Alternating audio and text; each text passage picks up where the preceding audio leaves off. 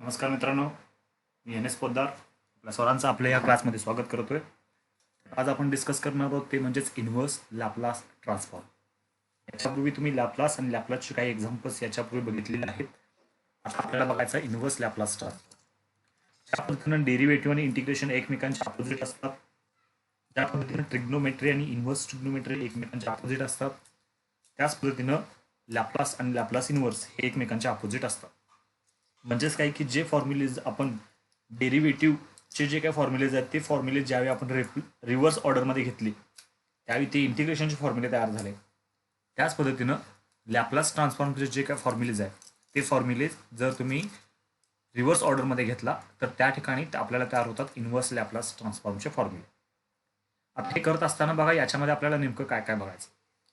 हे करत असताना बघा इन्व्हर्स लॅपलास ट्रान्सफॉर्म म्हणजे काय त्याची डेफिनेशन या पद्धतीने. If the Laplace transform of a function f of t is capital F of s, म्हणजेच एखाद्या फंक्शनचा Laplace capital F of S आहे, then F of T is called as. त्यावेळेला एफ ऑफ टी ला असं म्हटलं जातं inverse Laplace transform of capital F of S. We write it symbolically. F of T is equal to Laplace inverse of F of S. म्हणजे जे L या साईडला left hand साईडला होतं त्यावेळेला आपण Laplace of F of T म्हणत होतो. तेच लॅपलास ज्या वेळेला राईट हँड साईडला ट्रान्सफर झालं त्यावेळी मात्र ते काय झालं इन्व्हर्स फंक्शन झालं. म्हणजेच काय की बरोबर चिन्हाच्या पलीकडे गेल्यानंतर ते फंक्शन होतं इन्व्हर्स फंक्शन.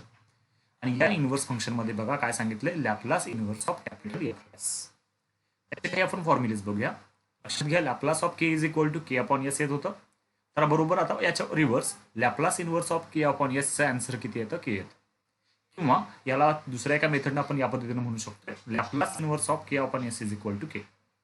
दुसरा formula Laplace of e raise to a t is equal to 1 upon s minus a होतं. तर तेच लॅपलास इन्व्हर्समध्ये काय होईल Laplace inverse of 1 upon s minus a is equal to e raise to a t. म्हणजेच याच्यावरनं हा formula कशा लक्षात ठेवायचा ते लक्षात घ्या.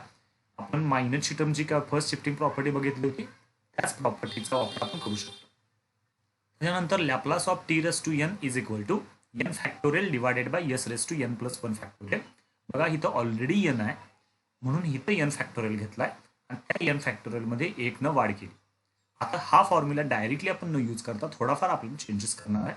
म्हणजेच Laplace inverse of 1 upon s raise to n असं जर असेल तर बरोबर रिव्हर्स या ठिकाणी n प्लस 1 जे डिनॉमिनेटरला होतं ती टर्म न्यूमरेटरला गेली, मात्र त्या ठिकाणी पण प्लस न होता -1 झालं आणि त्याच्यानंतर तीच टर्म या ठिकाणी डिनॉमिनेटरला घेतली 1n-1 bracket complete bracket factorial. म्हणजेच हा फॉर्म्युला बरोबर रिव्हर्स ऑर्डरमध्ये सगळ्या बाबतीत रिव्हर्स या पद्धतीने आपण मांडू शकतो. किंवा असं समजा हा n फॅक्टोरियल या साईडला डिवाइडला गेला T raise to n divided by n factorial. म्हणजे तीच टर्म यामध्ये येते. फक्त एवढंच की आपल्याला आपल्या सवयीनुसार n लिहिण्यासाठी आपण यामध्ये थोडाफार चेंजेस केलेला आहे. त्याच्यानंतर Laplace of sine inverse of K t is equal to k divided by s square plus K square असं येतं. याचा बरोबर लॅपलास इन्व्हर्स बघा Laplace inverse of 1 upon S square plus K square is equal to 1 upon k into sine of k. म्हणजे हा constant फक्त या साईडला ट्रान्सफर केला. Laplace of cos inverse of K t is equal to s upon S square plus K square. Therefore Laplace inverse of S upon S square plus K square is equal to cos of K T. म्हणजे या दोघांच्यावर एक लक्षात ठेवा साईनच्या टर्मला 1 upon के ची term येते आणि कॉसच्या याला कुठलीही टर्म मध्ये गुणाकार येणार नाही. तसंच दुसरा फॉर्म्युला हायपरबोलिकचा Laplace of sine hyperbolic of K t is equal to k divided by s square minus k square. Minus काय म्हटल्यानंतर के स्क्वेअर आहे. Therefore Laplace inverse of 1 upon S square minus k square is equal to 1 upon k sine hyperbolic of K t. तसंच Laplace of cos hyperbolic of K t is equal to s divided by s square minus k square. Therefore, Laplace inverse of s upon s square minus k square is equal to cos hyperbolic kt. म्हणजे हे नुसतं लॅपलासचे formulas आपण वापरले. हे जर shifting प्रॉपर्टीमध्ये जर आपण यामध्ये फॉर्म्युला जर वापरायला गेलो तर त्याच्यामध्ये पण थोडाफार बदल यामध्ये आपण करू शकतो. बघा त्याच पद्धतीने या ठिकाणी आपण काय करूया बदल करत जाऊया. म्हणून याच्यावर एक लक्षात ठेवायचं की या ठिकाणी जर एखाद्या टर्म न्यूमरेटरला जर 1 ची टर्म असेल खाली एस स्क्वेअर मायनस एस स्क्वेअरचा फॉर्मॅट असेल तर ती साईनची टर्म असणार आहे. एस मायनस ए टर्म आला तर त्याच्यामध्ये ई रेस टू ची टर्म असणार. म्हणजे या गोष्टी जर अशा पद्धतीने तुम्ही लिंक करून ठेवला तर त्या फॉर्म्युले लक्षात ठेवायला सोपं जाते. त्याच पद्धतीने बाकीचे सगळे फॉर्म्युलेज मगाशा सारखेच आपण लिहू शकतो. ओके. हे सगळं फॉर्म्युले या पद्धतीने येतील. आता याच्यावरचे आपल्याला एक्झाम्पल्स बघायचे. बघत असताना बघा प्रश्न असा विचारतात, find obtain inverse Laplace transform of the following. त्याच्यामध्ये पहिला प्रश्न विचारला, दिलेल्या फंक्शनचा तुम्हाला लॅपलास इन्व्हर्स फाइंड आउट करायचा. लॅपलास इन्व्हर्स काढत असताना दिलेलं एक्झाम्पल हे सगळं येस मध्ये असणं आवश्यक आहे. आता येस मध्ये आहे म्हटल्यानंतर याचा लॅपलास काढणे म्हणजेच लॅपलास इन्व्हर्स काढणे म्हणजेच सर्वांना लॅपलास इन्व्हर्स जोडूया. जसं लॅपलास हा लिनियर होता म्हणजेच प्लस मायनस आला तर तो सेपरेट करता येत होता, तसा लॅपलास इन्व्हर्स सुद्धा तुम्हाला सेपरेट करता येतो. लॅपलास इन्व्हर्स तिन्ही ठिकाणी सेपरेट केला, ज्यामध्ये आपण जसं डेरिव्हेटिव्ह इंटिग्रेशन मध्ये बघत आलोय, कॉन्स्टंट आपण बाहेर काढतो तसंच 2 ला बाहेर काढूया, 3 ला बाहेर काढूया आणि 4 ला बाहेर काढूया. अशा जर गोष्टी मी बाहेर काढल्या तर त्या ठिकाणी टर्म्स काय तयार होतील बघा. लॅपलास इन्व्हर्स 2 बाहेर काढल्यामुळे Laplace inverse of 1 upon s minus 3 plus 3 ला बाहेर काढल्यामुळे Laplace inverse of S upon S square plus 3 square अशी टर्म तयार झाली. या लॅपलासमध्ये एस ला बाहेर काढता येत नाही, कारण की एस हा तुमचा व्हेरिएबल, कॉन्स्टंटला तुम्ही बाहेर काढू शकता. प्लस हे तर 4 ला तसं बाहेर न काढता मुद्दाम त्याला तसंच ठेवलंय, कारण की या ठिकाणी बघा खाली 16 आहे, 16 म्हणजे 4चा स्क्वेअरच आहे, म्हणजे वर 4 आला तर तुम्ही कुठला रूल वापरू शकताय, साईनचा रूल वापरू शकता. वर कॉन्स्टंट आला तर साईनचा रूल, वर यस आला तर तो कॉसचा रूल, आणि 1 अपॉन यस असेल तर त्या ठिकाणी तो ई रेस टूचा रूल. मग हे जे 3 रूल जर आपण पाठीमागचे बघितले तर त्याच्यावरून आपण असं लिहू शकतोय, ई रेस टू 3t. इथं यस मायनसच्या पुढे जी टर्म असते ती टीच्या मल्टिप्लिकेशन मध्ये घ्यायची असते. लक्षात येते बघा, यस मायनस हे कंपल्सरी असणं आवश्यक आहे, आणि त्याला सोडून राहिलेला जो काय पार्ट आहे तो पार्ट टीला जोडायचा, म्हणजेच 2 into E raise to 3t. मध्ये प्लस आहे म्हणून प्लस, 3 आहे म्हणून 3, Laplace inverse of yes divided by, वर यस असेल तर आपण हे म्हणतो कॉसची टर्म आहे, कॉस ऑफ 3t. 3 का, कारण की या ठिकाणी के म्हणजेच काय 3 आलाय. बघा फॉर्मॅट बघा पाठीमागचे, एस स्क्वेअर प्लस के स्क्वेअर म्हणजे 3चा स्क्वेअर असं, म्हणून त्यासाठी cos of 3t plus cos of 4t. अशा पद्धतीनं या ठिकाणी याचं उत्तर तुम्ही लिहू शकता. ओके, सॉरी यामध्ये जरासं मिस्टेक यामध्ये झाली, ती मिस्टेक आपण दुरुस्त करूया. याचं उत्तर हिथं काय असायला पाहिजे, इथं असायला पाहिजे साईन असायला पाहिजे. ओके, प्रिंटिंग मिस्टेक झाली, इथं साईन ऑफ 4t असणं आवश्यक आहे. असं का, कारण की वर कॉन्स्टंट आहे, कॉन्स्टंट असेल तर आपण साईनचा फॉर्मॅट वापरतो. ठीक आहे, तर दुसरं एक्झाम्पल बघा, yes divided by yes plus 3 bracket square. आता याचा लॅपलास इन्व्हर्स काढत असताना आता लक्षात घ्या, असा कुठलाही फॉर्मॅट किंवा कुठलाही फॉर्म्युला आपल्याला नव्हता. मग अशा वेळेला तुम्ही ट्रिग्नोमेट्रीमध्ये ज्या प्रॉपर्टीज वापरल्या, जे रूल्स वापरले किंवा एक्झाम्पल सोडवत असताना काहीतरी मेथड वापरल्या, त्या मेथडचा तुम्हाला वापर करायचा. जशी टर्म डिनॉमिनेटरला आहे तशीच टर्म न्यूमरेटरला तयार करण्यासाठी वर प्लस 3 ची ऍडजस्टमेंट करा. वर प्लस 3 ची ऍडजस्टमेंट जर झाली तर लक्षात घ्या, यस प्लस 3 मायनस 3 या पद्धतीने ऍडजस्टमेंट करता येईल, ज्यामुळं यस प्लस 3 ला तुम्ही ब्रॅकेट टाकू शकता. यस प्लस 3 ला ब्रॅकेट टाकल्यामुळे हा ब्रॅकेट याला सुद्धा डिवाइड करता येईल, म्हणजे दोघांना सेपरेटली डिवाइड झाला. दोघांना सेपरेटली डिवाइड झाल्यानंतर यस प्लस 3 ला हितला एक यस प्लस 3 कॅन्सल होईल, म्हणजे आपल्याला टर्म मिळेल 1 upon s plus 3 minus 3 upon s plus 3 ब्रॅकेटचा स्क्वेअर. आता बघा याच्यामध्ये महत्वाचं काय आलंय, यस प्लस 3 म्हणजेच प्रत्येक ठिकाणी यस प्लस 3 म्हणजे यस प्लस 3 आले, याचा अर्थ ई ची टर्म याच्यामध्ये असणं आवश्यक आहे. आता मायनस आहे म्हणून लॅपलास याला सेपरेट करूया. Laplace inverse of 1 upon s plus 3, 3 ला कॉमन काढलं, 3 into Laplace inverse of 1 upon s plus 3 bracket square. हा जर फॉर्मॅट बघितला तर हा ईचा फॉर्मॅट आहे, हा टी रेस टू एन चा फॉर्मॅट आहे. तसा जर फॉर्मॅट जर बघितला तर ई रेस टू 3t याचं उत्तर आलं. ओके, इंटू हा 3 आहे तसा. आता लक्षात घ्या की तुम्ही Laplace inverse of 1 upon s plus 3 म्हणजे शिफ्टिंग पण आहे आणि टी ची पण प्रॉपर्टी आहे. मग त्याचा वापर जर केला तर E raise to minus 3t into T raise to minus 1 divided by 2 minus 1 bracket factor. लक्षात येते का बघा, फॉर्मॅट कसा लिहिला होता आपण, T raise to N divided by N minus 1 bracket factorial, या पद्धतीने आपण फॉर्मॅट घेतला होता. बघा आठवतंय का, sorry, T raise to N minus 1 divided by N minus 1 bracket factorial. Check करण्यासाठी आपण जरासं पाठीमागे जाऊया, याच्यामध्ये फॉर्म्युलेज बघा बरोबर आहेत का तेच. T raise to N minus 1 divided by N minus 1 bracket factorial, आणि हिथं जी टर्म आहे एची टर्म ही एस मायनसच्या पुढची ही जी टर्म असणार आहे ती टर्म हिथं असते. आता तसा जर विचार या एक्झाम्पलला जर आपण करायचा म्हणला तर बघा याच्यामध्ये काय झालंय, इथं तसं का आलं, मायनस का आलं, कारण की यस प्लस 3 आहे. कधीही यस प्लस 3 याचा अर्थ काय, यस मायनस ऑफ मायनस 3 असा आहे, कारण की आपल्याला मायनस आवश्यक आहे. म्हणजे ही टर्म आली एची टर्म आणि ती या ठिकाणी -3t अशा पद्धतीनं आली. आता हे फक्त सिम्प्लिफिकेशन तुम्हाला करायचं. हे सिम्प्लिफिकेशन या पद्धतीनं e⁻³ -3 into e⁻³ into t divided by 1 या पद्धतीने तुम्ही ते एक्झाम्पल सिम्प्लिफाय करू शकता. 1 काढून टाकला, दोघांच्यातनं e⁻³ ची टर्म कॉमन काढली. कॉमन काढल्यामुळे या ठिकाणी आलं 1 आणि या ठिकाणी आलं 3 आणि हा t या पद्धतीनं आपण लिहू शकतो. ओके, बघा कळतं का, लक्षात येते का? याच्यामध्ये काय डाऊट असेल तर तुम्ही माझ्याशी नंतर डिस्कस करू शकता. ओके, त्याच्यानंतर आपण जाऊया पुढच्या पॉईंटला. पुढचं एक्झाम्पल 1/s² - 4s + 20. अशा टाईपच्या एक्झाम्पलमध्ये महत्त्वाचं काय की तुम्हाला फॅक्टरायझेशन मेथड माहीत असणं आवश्यक आहे. आणि ज्या वेळेला क्वाड्रॅटिक येतं त्यावेळी तुम्हाला थर्ड टर्म माहीत असणं आवश्यक आहे. तुम्हाला जर थर्ड टर्म आठवत असेल तर त्या थर्ड टर्ममध्ये कशी काढायची आपण बघितलं होतं. 1/2 मिडल टर्मचा जो काय कोइफिशियंट आहे तो कोइफिशियंट घ्यायचा असतो, म्हणजे -4/2 -2 आणि -2चा स्क्वेअर +4 +4 -4ची ॲडजस्टमेंट करायची असते. मग +4 -4ची ॲडजस्टमेंट केल्यामुळं या ठिकाणी पहिल्या ज्या 3 टर्म्स आहेत या कुणाचा तरी वर्ग येतो. हा वर्ग कुणाचा येतो? पहिल्या संख्येचं स्क्वेअर रूट, दुसऱ्या संख्येचं चिन्ह, तिसऱ्या संख्येचं स्क्वेअर रूट. म्हणजे या नियमाचा जर वापर केला तर s-2 ब्रॅकेटचा स्क्वेअर +16 या पद्धतीनं टर्म येईल. आणि 16 म्हणजेच काय होतं? 4चा स्क्वेअर. म्हणजे मी याच्या ठिकाणी हा फॉर्मॅट लिहू शकतो.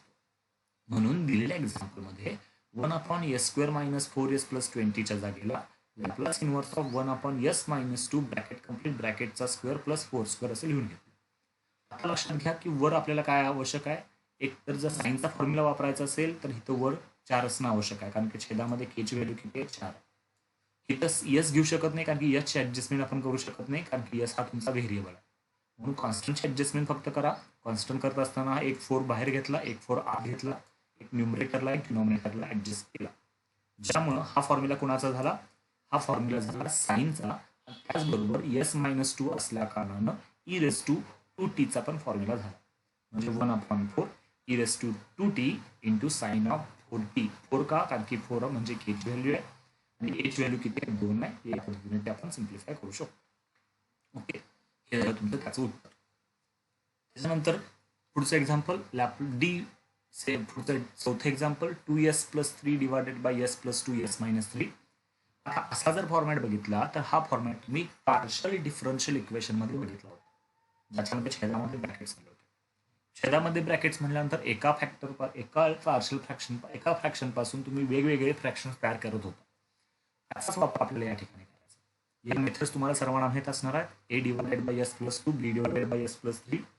क्रॉस मल्टिप्लिकेशन करून घेतल्यानंतर आपल्याला इक्वेशन पुढचं मिळतं. पुटिंग करत असताना आपण पहिल्याचा डिनॉमिनेटर = 0 घेऊन a ची व्हॅल्यू फाइंड आउट करतो. बघा हे सगळं कॅल्क्युलेशन ऑलरेडी तुम्हाला झालंय. या ठिकाणी ह्या a ची व्हॅल्यू मिळाली. सिमिलरली s + 3 ची व्हॅल्यू जर तुम्ही पुट केला =0 तर तुम्हाला b ची व्हॅल्यू पण मिळते. म्हणजे ओळीनं आपण b ची पण व्हॅल्यू फाइंड आउट केली. अशा पद्धतीने a ची व्हॅल्यू फाइंड आउट केली, b ची व्हॅल्यू फाइंड आउट केली. ती व्हॅल्यू या ठिकाणी आणि या ठिकाणी तुम्ही सबस्टिट्यूट करा. या ठिकाणी जर सबस्टिट्यूट केलं तर आपल्याला उत्तर मिळेल या पद्धतीने. 2s + 3 divided by s + 2 into s + 3 is equal to -1/s + 2 + 3/s + 3. आता याच्या एक्झाम्पलमध्ये बघा, याचा लॅप्लास काढायचा असेल तर याचा पण लॅप्लास काढायला पाहिजे. याचा लॅप्लास इन्व्हर्स काढायचा असेल तर याचा पण लॅप्लास इन्व्हर्स काढायला पाहिजे. म्हणून आता काय करूया, दोन्हीकडे लॅप्लास इन्व्हर्स घेऊया. दोन्हीकडे लॅप्लास इन्व्हर्स घेत असताना याच्याबद्दल आता या ठिकाणी हे एक्सप्रेशन आलंय, हे एक्सप्रेशन याच्यामध्ये यूज करा. देअरफॉर 3 आपण बघा काय केलं, ही जी टर्म आहे ती ह्या साईडला लिहिली मुद्दाम, कारण की ही निगेटिव्ह टर्म आहे ती आपल्याला नंतर लिहायची आहे. म्हणून मी मुद्दाम काय केले, पहिल्यांदा पॉझिटिव्ह टर्म घेतली. आता पॉझिटिव्ह टर्म घेतल्यानंतर आता बघा या ठिकाणी काय काय होतं, -1/s + 2 याच्यामध्ये हे पाठीमागचं एक्झाम्पल आला असेल असं मला वाटायला लागलं. ओके, हे एक्झाम्पल आपलं नाही आहे, याच्यामध्ये हे एक्झाम्पल याच्यामध्ये सबस्टिट्यूट व्हायला पाहिजे होतं. ठीक आहे, बरं राहू दे. ठीक आहे, याच्याबद्दल आता ही फॉर्म्युला आपण याच्यामध्ये यूज केला. ही फक्त मिस्टेक झाली, प्रिंटिंग मिस्टेक, ती नंतर आपण दुरुस्त करूया. तर याच्यामध्ये बघा लॅप्लास सेपरेट करत असताना दोघांचा लॅप्लास सेपरेट, 3 ला बाहेर 1/s + 3 minus Laplace inverse of 1/s + 2. s + 2 s + 3 अशा टर्म्स आल्या, याचा अर्थ ईच टर्म याच्यामध्ये येणारच आहे. म्हणजे पहिल्याचा लॅप्लास येतो तो म्हणजेच या पद्धतीने बघा, त्याचा लॅप्लास येईल 3 × e⁻³ - 3t minus E raise to minus 2t. Minus का घेतलं कारण की इथं प्लस आहे. प्लस आहे म्हटल्यानंतर इथं मायनस ॲडजस्ट करण्यासाठी आपण मायनस ऑफ -3 या पद्धतीने ॲडजस्ट करू शकतो. ओके, ही ॲडजस्टमेंट आपण करू शकतो. म्हणजे त्याचा लॅपलास काय आहे तो बघा, लक्षात आलं का बघा त्याचा लॅपलास. ओके, बघा हे एक्झाम्पल, हे याच्यामध्ये जरासं मिस्टेक झाली, हे पाठीमागचं एक्झाम्पल आलं आहे. ठीक आहे, त्यानंतर आपण बघूया पुढचा एक पॉईंट. या पद्धतीनं आता बघा, आता हे जे एक्झाम्पल सोडवलं ते कसे सोडवलं, पार्शियल डिफरन्शियल इक्वेशनमध्ये. सिमिलरली ज्या वेळेला असे ब्रॅकेट्स येतील त्यावेळी तुम्हाला पार्शियल डिफरन्शियल इक्वेशन यूज करायचं असतं. पार्शियल डिफरन्शियल यूज करत असताना ही मेथड तुम्ही ऑलरेडी वापरली. 3 नॉन रिपीटेड लिनियर फॅक्टर्स आहेत म्हणून तिघांना ABC यूज केला. तिघांनी एक्झाम्पलमध्ये आपण सबस्टिट्यूट करत असताना s+1 = 0, s-2 = 0, s-3 = 0 असं पुट केल्यानंतर आपल्याला ABCच्या किमती मिळतात. अशा पद्धतीनं मी एच्या किंमत पद्धतीनं व्हॅल्यू जर पुटिंग करून घेतली तर बीची व्हॅल्यू आणि सीची व्हॅल्यू आपल्याला मिळते. म्हणजे हे जे कॅल्क्युलेशन आहे ऑलरेडी आपण याच्या आधी शिकलोय, तेच आता फक्त कॅल्क्युलेशन आपण यूज करून फक्त याचं पार्शियल फ्रॅक्शन करून घेतलं. आता पार्शियल फ्रॅक्शन झाल्यानंतर याचा लॅपलास इन्व्हर्स काढायचा असेल तर या ठिकाणी सुद्धा तिकडचं मिस्टेक झाले, या ठिकाणी आलंय. ओके ओके, याच्या जागेला ही टर्म यायला पाहिजे. याचा लॅपलास इन्व्हर्स काढायचा असेल तर याचा पण लॅपलास इन्व्हर्स काढावा लागेल. म्हणून -1/6 ला बाहेर काढा, 4/3 ला बाहेर काढा, 7/2 ला बाहेर काढा. या टर्म्स बाजूला काढल्या तर या 3 टर्म्स लॅपलास इन्व्हर्स काढणं सोपं आहे. या टर्मचा लॅपलास इन्व्हर्स येतो e⁻⁻t 4/3 इंटू e⁻²t आणि या 7/2 e⁻3t या पद्धतीने या 3 लक्षात येतं का बघा, इथं प्लस म्हणून मायनसची टर्म आली, इथं मायनसची टर्म म्हणून इथं प्लसची टर्म आली, इथं पण प्लसची टर्म आली. अशा पद्धतीने तुम्ही हे एक्झाम्पल सिम्प्लिफाय करू शकता. ओके, याचं उत्तर असणार आहे त्याला म्हणायचं लॅपलास इन्व्हर्स फाइंड आउट करणं. ओके, आता बघा हे एक्झाम्पल पण जर तुम्ही बघितलं तर लक्षात येतं का बघा, आपण एखादा जो इरिड्युसिबल फॅक्टर असतो त्याच्या वेळेला आपण bx + c घेत होतो. bx न वापरता यस वापरायचा. लक्षात येतं का बघा, आपण गडबडीत x लिहू शकतोय पण तिथे यस वापरून तुम्हाला एक्झाम्पल सोडवायचा आहे. हे एक्झाम्पल सोडवत असताना हे कॅल्क्युलेशन ऑलरेडी जे तुम्ही करू शकताय ते एक्सप्लेन करत बसत नाही कारण ही व्हॅल्यू सर्वांना माहीत असणार आहे. एक्सप्लेनेशन या पद्धतीने ची व्हॅल्यू मिळाली, त्याच्यानंतर पुटिंग केल्यामुळे सीची व्हॅल्यू मिळाली आणि त्याच्यानंतर मला बीची पण व्हॅल्यू मिळाली. या व्हॅल्यूज उचलल्या आणि यामध्ये टाकल्या. आता याचा लॅपलास इन्व्हर्स काढायचा असेल तर साहजिकच आहे मला या तिघांचा लॅपलास इन्व्हर्स काढावा लागेल. म्हणून तिघांचा पण लॅपलास इन्व्हर्स या पद्धतीने काढूया. बघा एक्झाम्पल कसं आहे, याचा लॅपलास इन्व्हर्स काढायचा असेल तर याचा पण काढावा लागेल. म्हणून ते याच्यामध्ये घेतोय. लॅपलास इन्व्हर्स सेपरेट, जो कॉन्स्टंट आहे त्या कॉन्स्टंटला बाहेर काढलं आणि तिघांचा लॅपलास आपण लिहूया. याचा इथे e⁻t याचं लिहित असताना बघा s² + 1, 1चा स्क्वेअर आणि वर यस आहे, याचा अर्थ हे कॉसचा फॉर्म्युला असणार आहे आणि हा फॉर्म्युला असणार आहे साईनचा. म्हणजे याचं उत्तर येतं 2 × e⁻t -2 × cos t + sin t. अशा पद्धतीने तुम्ही ही लॅपलासचे एक्झाम्पल सोडवू शकता. ठीक आहे, थँक्यू. काय प्रॉब्लेम असेल तर तुम्ही डिस्कस करू शकता किंवा शेअर करू शकता.